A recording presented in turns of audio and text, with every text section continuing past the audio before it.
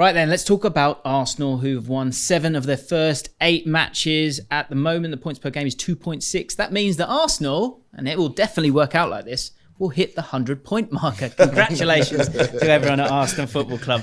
And thus, they are surely genuine title contenders. Okay, let's rewind a little bit and be a bit more realistic with all of this. Again, I think we're now 8 games in. We're getting a real flavour of a lot of these teams where like a couple of games you go, okay, well, yeah, just wait a little bit longer. This is a good Arsenal team, Hugh, isn't it?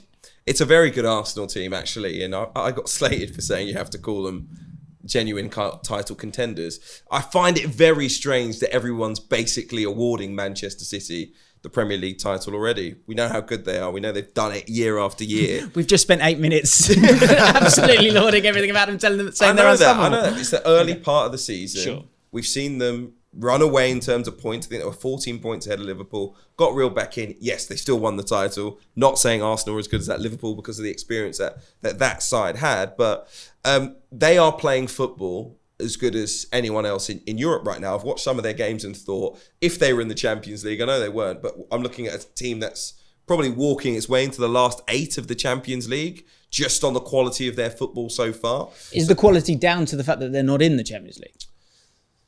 No, it's nothing to do with, absolutely nothing to do with that. There are other teams that aren't in the Champions League who aren't getting close to this. My point is that will provide a bit of respite as the season progresses. 100%. I feel like the mental toll that, for example, look at Chelsea, who do the game against Crystal Palace on the weekend was a must-win, but also the game in midweek against AC Milan was a must-win.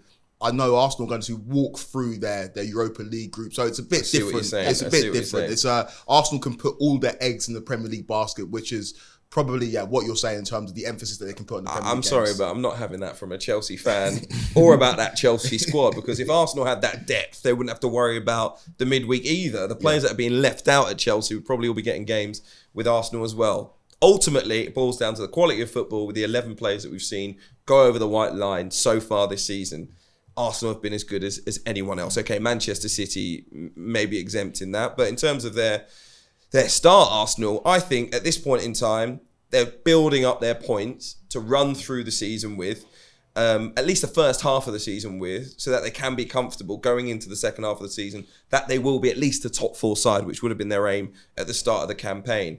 The major thing for them is to keep their biggest players fit because, Chelsea have more depth. Clearly, there are other teams who have the ability to go out in January, spend a lot of money if they need to catch up. So in terms of them just enjoying their football right now, playing well, every single win is vital. But we might get to the end of January, start of February time, and see an Arsenal side that is 10, 12 points ahead of 5th place in the Premier League, which is a big buffer for the second half of the season. Because I guess if videos like this aren't helpful for the Arsenal squad, so if you're watching it, guys, just turn it off now. The rest of you keep watching. Because the thing is that really you're right. They need to keep their head down and not look at the target, because it's about just, I think, was it Gary Neville? I've heard him say it a few times recently. It's like, start quick, because you can't pick up speed at the end. I've butchered that. But I think with Arsenal, there is something in that. And I think for a lot of teams with the World Cup coming,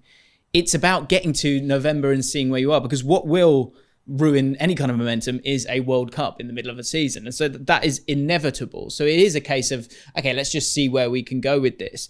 Broadly speaking, with that Arsenal team, because I think you're right, it is a brilliant starting 11. I think there would maybe be concerns if there's an injury to, say, Thomas Partey, who is injury prone at times. Zinchenko's had a few problems this year. I think obviously Tierney can never really stay fit. So you think those things are inevitable. But broadly speaking, this season, I think that the Premier League is not what they were looking at. They were looking at the Champions League, right? But over the next 3 years, do you see Arsenal regularly being top 2, top 3 team? Because that's not what they've been for the last 5-6 years or whatever. I can't see any reason why they wouldn't be. I don't know necessarily if that's going to be enough for Arsenal in terms of what they've known previously we know about how successful they were in the early noughties with those Arsene Wenger teams. And ultimately, I think with Pep Guardiola in this Premier League with his Man City team, nobody's going to really get close. And I know Hugh decried the fact that people are writing off Arsenal in terms of winning the league title this season, but I just think Man City are just that good. So Arsenal could be a team that challenges them in and around, similar to what Chelsea have been for the last 5 or 6 years. A team that's not winning Premier League titles, but is in and around the top 3. Do you think there's something in the fact that they actually need to do something either this year or next year in terms of big prizes like the Premier League? Because that squad will get picked off. As in like they have, you talk about the Arsene Wenger teams, the latter Arsene Wenger teams, Van Persie, Fabregas, Clichy, all these players, they end up getting bought by those other guys. Yeah. Do you think that's something they've got to be careful about? Because even someone like Saliba, Saliba is a PSG player in a few years. Isn't he? Do you know what I mean? Go through the squad, guys, in the comments down below. You know, Odegaard we were talking about before we were recording. That's another player that they may have kind of different aspirations. So as much as, and I'm talking about this again from a QPR fan's perspective, you sometimes go, oh, we've got an all right squad here. Oh no, we better go up this year because this guy's going to get picked off and this guy's going to get picked off. Does the same apply for Arsenal? So does it need to be this year? It depends where the club is in terms of that wage structure, the money that they want to recoup on the players that they've signed. You know, it will boil down to money. We haven't seen them over the past 5-10 years as that sort of team. Their transfer strategy over the last 2 years is basically, as far as we can, we'll sign young up and coming players. And thankfully, they managed to sign the likes of Zinchenko and Gabriel Jesus to supplement that. Unless they're going to change that structure, when it comes down to it, they're going to have to offer some big deals. If these players keep playing as well as they are and doing as well as they are, their agents are going to be knocking at the door. That will change the structure. Will they then have room to go out and sign the players that would take them to a league title? I don't see it happening. I think as a club, they just want to be back consistently, getting into the Champions League. That brings in money. That gives you some room to give out some more contracts. If you're doing it year after year after year, more good players will want to play for your side. You will have the money then in the bank to go and give some good contracts out, like I say. But in the short term, it's very hard to keep up with the big spenders in the Premier League for them. I think they should also look at maybe Liverpool as a model. We know Liverpool won the lot under Jurgen Klopp, but only once they've won all those trophies. And maybe you're right. Maybe Arsenal do need to win those trophies to convince those players that they're at the right club. But a lot of those players that signed for Liverpool signed for Jurgen Klopp. And now Arsenal, you're getting a lot of players who've signed for Mikel Arteta. It's been well documented the relationship with Gabriel Jesus and Zinchenko when at Man City. So maybe they can avoid losing those players like they did previously because these players are signing for a manager that they believe in, a manager that can provide them with the football that they've come to sign for. So you're saying what's key is whenever Man City don't want to play out. Alvarez, there you go. 100%, because these players are, and I think it's very, very important. Football is a manager's game. Despite the fact that we laud these great players, football is based, you go as far as a manager can take you. And if Arsenal think they've got the right man in Arteta, they need to hand them the keys. And if they do that, they might be able to avoid losing these key players going forward, because these players are so, how many key players have Liverpool lost?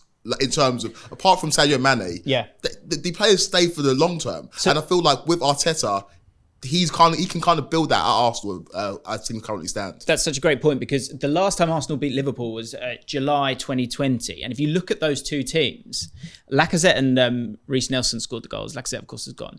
That Liverpool team, now they're at a different end of the cycle. Arsenal at the start of the cycle. For the Liverpool team, it's only Mane and Wijnaldum who didn't start in that game. That squad has stayed together for a very long time and succeeded together. And I think Tottenham weren't able to do it with that squad that they had a few years ago. Arsenal need to be able to do it. Coming back to my last question on this season, there are concerns about injuries, and I think that is a question mark for a lot of things at this stage of a season. If I said to you, there's one player in that Arsenal squad that I can guarantee will be fit for every single game between now and the end of the season, who would be that one player for both of you guys? Who I say would be fit? So yeah, you don't have to worry about him. He will be ready and available for every single game. I'd actually say Granit Xhaka. No, you would never say that. I'm not having that. You're kidding me. That is so hipster guy with your hipster shacket on. No. What, you think he's going to get injured? No, I think he's amazing. No, I'm saying who's the most important player. Oh, sorry.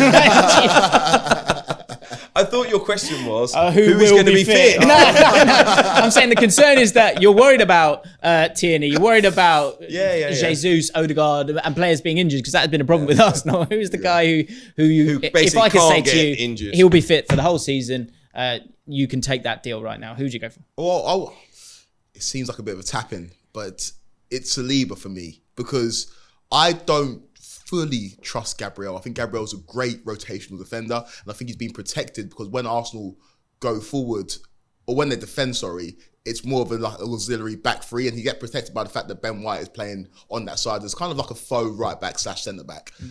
I don't necessarily trust Gabriel if Arsenal to continue with a back four.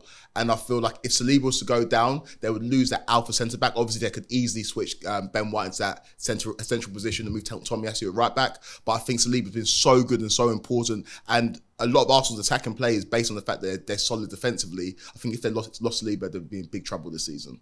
I think it would be Thomas Partey, to be perfectly honest, in terms of one player that needs to stay fit. El Neni comes in, I think, behind him. They tried to buy Douglas Luiz, didn't they, to supplement that area. I know Granit Xhaka could drop back in. He's been playing excellently a little bit further on. But even if Jesus was injured, you think Nketiah, they might be able to, get through. But actually, without Thomas Partey, I think it takes a big part out of the link in their team, just the heart of the midfield. So I'd go for him. Yeah, I totally agree. I would go. I think in every single other area of the pitch, you've got another player that could switch in. You know, Zinchenko, you've got Emil Smith-Rowe waiting in the wings, and Nketiah, as you said. Thomas Partey, you've got no one at that level. So for me, he's a huge part of where they're going to go this season. He has to stay fit. Thanks so much for watching ESPN on YouTube. And for more sports highlights and analysis, be sure to download the ESPN app. And for premium content and live streaming, subscribe to ESPN Plus.